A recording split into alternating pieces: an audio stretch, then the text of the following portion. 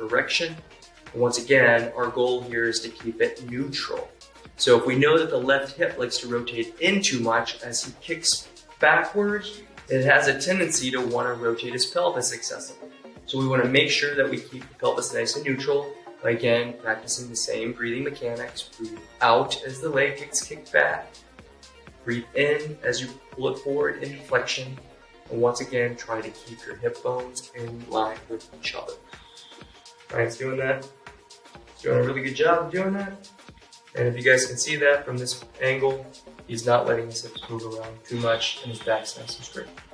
So that's good, Ryan. So one more time, we would do 2 sets of 20 repetitions on both sides of the body. One with the abductors on the right side, if that was your dominant, and then a set on the adductors on the left side, if that was your regressive or your non-dominant, and that will take you through activation. Our third segment is integration. Here's where we teach the mind and muscle connection. What we're trying to do is reestablish a motor program that coordinates the movement of the ankle, knee, and hip in a synchronized way that protects the joints and allows us to create clean and efficient movement. Today, for unequal or asymmetrical hip, we are going to target this through a single leg hip press while trying to maintain the equilibrium of the hips. Let's get into it. So for activation, we're going to go into a single leg hip press. What this is going to do is coordinate the engagement of the hamstrings, glutes, but also the muscles that support the lumbo-pelvic hip system, the muscles around the pelvis and the lower spine. So to get into a position where this can be really effective, we're going to start here on the right side, and Ryan's going to put his left arm down on the ground.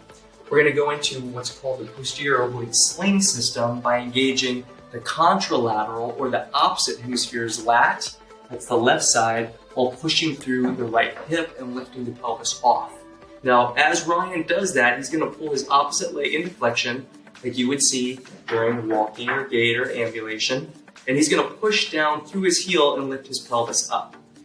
Now, in a position or a pelvic position where the hip is too dominant on the externals because the groin might be too tight, what you might see is the knee rotate away and the hip drop down like this. That means that, again, we have so much tension from the groin on that dominant side that it makes the externals over-engage when it goes back into extension. The leg goes back to extension. So the goal here is to provide sufficient force through the lat to maintain the extension of the opposite hemisphere so that we can engage the flexors against gravity to keep that pelvis neutral by keeping it pulled inward, but not too inward, and keep the femur tracking at its natural Q angle, or again, inclination towards the inside of the body at about 13 degrees from the out to in. Now he's going to push down and let the body come down. And he's going to try his best here not to let the pelvis rotate down on the left hemisphere. He's going to do that by keeping his knee subtly internally rotated, but not too much. He's going to keep his knee away, but not too much. Press through the hip.